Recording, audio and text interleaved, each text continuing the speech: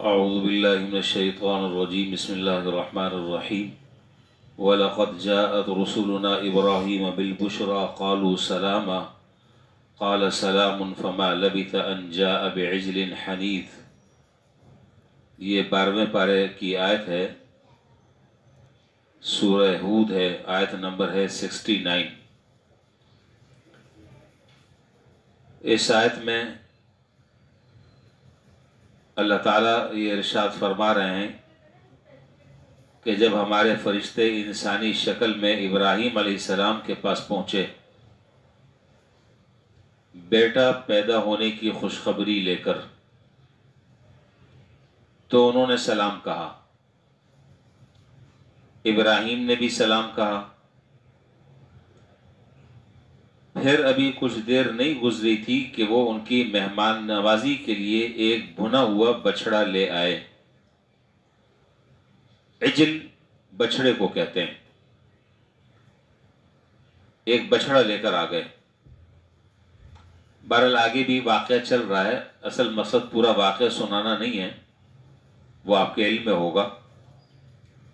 اس آیت سے 3 بنیادی طور پر احکام معلوم ہوئے۔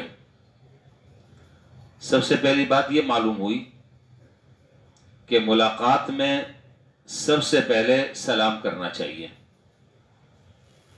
ملاقات میں سب سے پہلے سلام کرنا چاہیے، چاہے یہ ملاقات بالمشافہ ہو یا فون پر ہو۔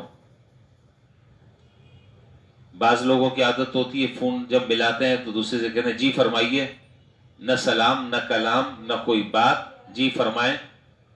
یہ طریقہ مناسب نہیں ہے۔ گفتگو کا آغاز جو ہے وہ سلام سے ہونا چاہیے۔ دنیا میں بہت سارے الفاظ سلام کے رائج ہیں۔ ہر قوم میں، ہر مذہب کے ماننے والوں میں الگ طرح طرح کے جملے ہیں۔ گڈ مارننگ، گڈ ایوننگ، اور کیا وہ خدا جانے پتہ نہیں کیا کیا بلا ہے۔ جتنے بھی جملے ہیں، چاہے وہ انگلش میں ہو یا دنیا کی کسی بھی زبان میں ہو، کسی بھی جملے کے ادا کرنے میں کوئی اجر اور ثواب اور نیکی نہیں ہے، سوائے اس سلام کے جو جناب نبی کریم صلی اللہ علیہ وسلم نے ہمیں سکھایا ہے اور اللہ تعالیٰ نے جس کا حکم دیا ہے۔ وَإِذَا حُيِّيتُم بِتَحِيَّةٍ فَحَيُّوا بِأَحْسَنَ مِنْهَا أَوْ رُدُّوهَا۔ جو سلام کر رہا ہے اس سے بہتر اس کو جواب دو۔ اس پر پہلے بھی بات ہوئی ہے 5ویں پارے میں۔ خیر، تو یہ جو سلام جو شریعت نے سکھایا ہے، اس میں ہر حرف پر 10 نیکیاں۔ کسی اور جملے میں، کسی اور مذہب کے سلام کے جو جملے رائج ہیں اس میں کوئی ثواب نہیں ہے، صرف اتنا ہے کہ ایک دوسرے سے تعارف ہو جاتا ہے، بس ہیلو ہائے کر لی، ختم، الیک سلیک ہو گئی۔ لیکن یہاں پر جو ہے، اور یہ جملہ ایسا ہے کہ قدرتی بات ہے کہ جب سلام کا جب تبادلہ ہوگا طرفین سے جب سلام کا تبادلہ ہوگا تو اللہ تعالیٰ اس سلام کی برکت سے فریقین کے دلوں میں محبت پیدا فرمائیں گے۔ اسی لیے سلام کو پھیلانے کا حکم ہے۔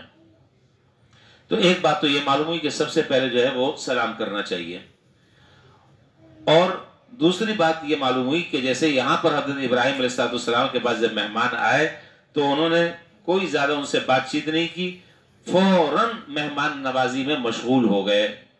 تو یہ مہمان نوازی جو ہے یہ مکارم اخلاق میں سے ہے، اور یہ آداب اسلام میں سے ہے، اور انبیاء مرسلین کی سنت میں سے ہے کہ جب کوئی مہمان آئے تو اس کا فوراً اکرام کیا جائے۔ من کان یؤمن، حدیث میں ہے، من کان یؤمن باللہ والیوم الآخر فلیکرم ضیفہ۔ جو آدمی اللہ پر آخرت کے دن پر ایمان رکھتا ہے اس کو چاہیے کہ وہ مہمان کا اکرام کرے۔ اس دنیا میں سب سے پہلے مہمان نوازی کرنے والے حضرت ابراہیم علیہ السلام تھے۔ تو مہمان نوازی جو ہے وہ مکارم اخلاق میں سے ہے۔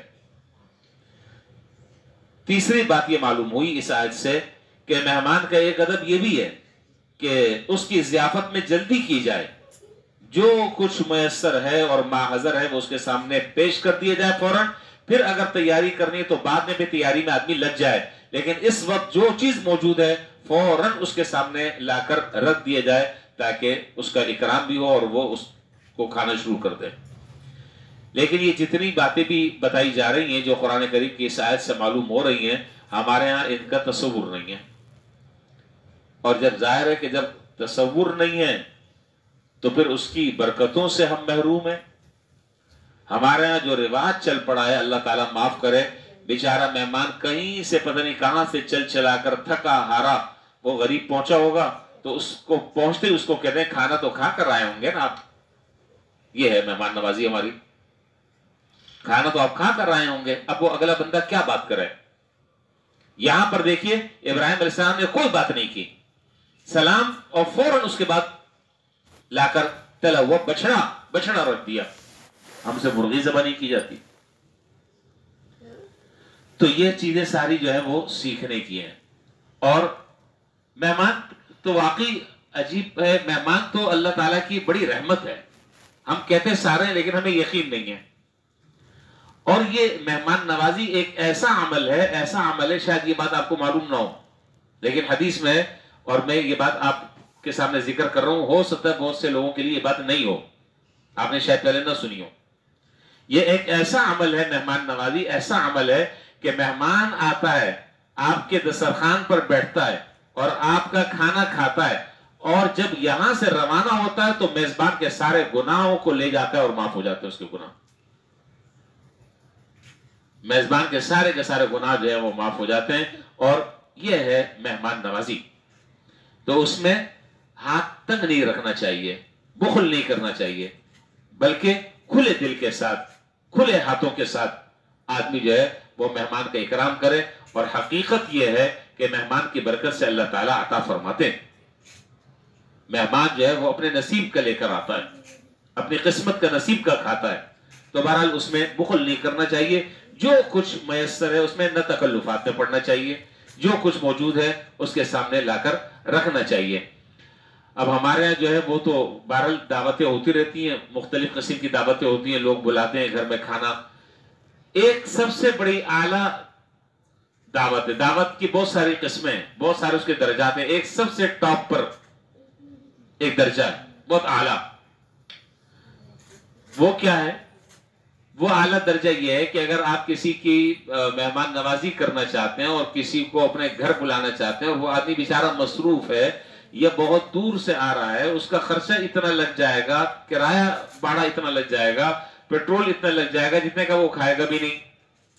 ایک بات. دوسرا یہ کہ ہر آدمی جو ہے وہ اپنے گھر میں اپنے مزاج کے مطابق کھانا بناتا ہے. اب پتہ نہیں وہ مرچیاں تیز کھاتا ہے یا کم کھاتا ہے، آپ کے کھانا کسی اور طریقے کا بنتا ہے، وہ سرسوں کے تیل میں کھاتا ہے، آپ جو ہے وہ صوفی گھی میں بناتے ہیں، گھی کا نام ہے. تو مختلف گھی میں کھانا بنتا ہے، کسی کو راس آتا ہے کسی کو نہیں آتا. تو سب سے اعلیٰ طریقہ یہ ہے دعوت کا کہ جس کی آپ دعوت کر رہے ہیں اس کو آپ نقد پیسے دے دیں اور اس کو کہیں کہ بھائی جہاں پر آپ کا دل چاہے آپ اپنے مزاج کے حساب سے کھا لیں. اب آپ دیکھیے یہ ایسا طریقہ ہے کہ اس میں نہ اس بیچارے کو آنے کی زحمت، نہ وقت نکالنا، اتنا لمبا سفر کرنا، اور پھر کراچی کا ٹریفک آپ کو پتا ہے گھنٹوں لگ جاتے ہیں پہنچنے میں، سارا وقت آدمی کا. اور اگر وہ آدمی خاص طور پر پڑھنے پڑھانے والا ہے، اس کی کوئی مشغولیت اور مصروفیت ہے، وہ سارا وقت برباد وہ ایک دعوت کی نظر ہو گیا. تو اگر آپ یہ کام محبت سے کر رہے ہیں تو اس کا طریقہ یہ ہے کہ میں خدا نخواستہ اپنے لیے نہیں کر رہا، میں معافی چاہتا ہوں. ایسا نہ ہو کہ آپ سمجھیں کہ امام صاحب یہ اپنے لیے راستہ بنا رہے ہیں، مجھے ضرورت نہیں ہے. الحمدللہ میں ایک جنرل بات کر رہا ہوں. جو بڑے بزرگوں نے یہ باتیں ارشاد فرمائی کہ جب کسی کی دعوت کرنی ہو تو اس کو ہدیہ دے دو اور اس کو یہ کہہ دو کہ بھائی یہ ہے آپ کا، جہاں دل چاہے اپنے گھر میں یا جہاں پر بھی آپ چاہیں آپ کھا لیں. یہ ہے سب سے اعلیٰ دعوت کی قسم. اس میں اس کی راحت کا خیال ہے. چلے جی آگے. اسی طریقے سے آگے جو ہے وہ آگے آیت آ رہی ہے، ارسلہ معنا غدا یرتع ویلعب وإنا له لحافظون. حضرت یوسف علیہ السلام کا واقعہ چل رہا ہے. اس میں ان کے بھائیوں نے اپنے والد سے کہا کہ آپ اسے ہمارے ساتھ تفریح کے لیے بھی بھیج دیں تاکہ وہ کھائے پیے اور کچھ کھیل کود کر لے اور یقین کرے کہ ہم اس کی پوری حفاظت کرنے والے ہیں. اس آیت سے یہ بات معلوم ہوئی کہ طبیعت کی نشاط کے لیے اور ریلیکس ہونے کے لیے کبھی آدمی اگر کہیں میدان میں چلا جائے، کسی باغ میں چلا جائے، کسی صحرا میں چلا جائے، تو اس کو اجازت ہے، سیر اور سیاحت کرنے میں کوئی گناہ کی بات نہیں ہے۔ برادران یوسف نے جب حضرت یعقوب علیہ السلام سے تفریح کے لیے باہر جانے کا کہا تو حضرت یعقوب علیہ السلام نے منع نہیں فرمایا اور اجازت دے دی۔ اس سے معلوم کیا ہوا؟ معلوم یہ ہوا کہ جائز تفریح شریعت نے حق دیا ہے کہ تم جائز تفریح کر لو، لیکن شرعی حدود میں رہتے ہوئے اس کی کچھ شرائط اور قیود ہیں۔ ان شرائط اور قیود کا لحاظ کر اگر کوئی آدمی جائز تفریح کرتا ہے وَإِنَّ لِنَفْسِكَ عَلَيْكَ حَقًّا، یہ جو تمہارا نفس ہے اور تمہارا جو جسم ہے اس کا بھی تم پر حق ہے۔ لہذا اگر کوئی آدمی تفریح کے غرض سے کہیں جاتا ہے تو نہ یہ صوفیت کے خلاف ہے، نہ بزرگی کے خلاف ہے، نہ تقوی کے خلاف ہے۔ لیکن ہمارے ساتھ تو ایک عجیب مسئلہ ہوتا ہے ہم لوگوں کے ساتھ، مطلب میرے ساتھ نہیں، ہم جیسے لوگوں کے ساتھ۔ اگر کوئی بیچارہ مولوی جو ہے وہ اپنی بیگم کو لے کر سی وی او پہ چلا گیا، جی، یا کبابچی چلا گیا یا لال قلعہ چلا گیا اور وہاں کسی مقتدی نے دیکھ لیا، اف اللہ کی پناہ، اچھا آپ بھی یہاں پر آتے ہیں؟ جی ہم بھی یہاں پر آتے ہیں، ہم بھی یہاں پر آتے ہیں۔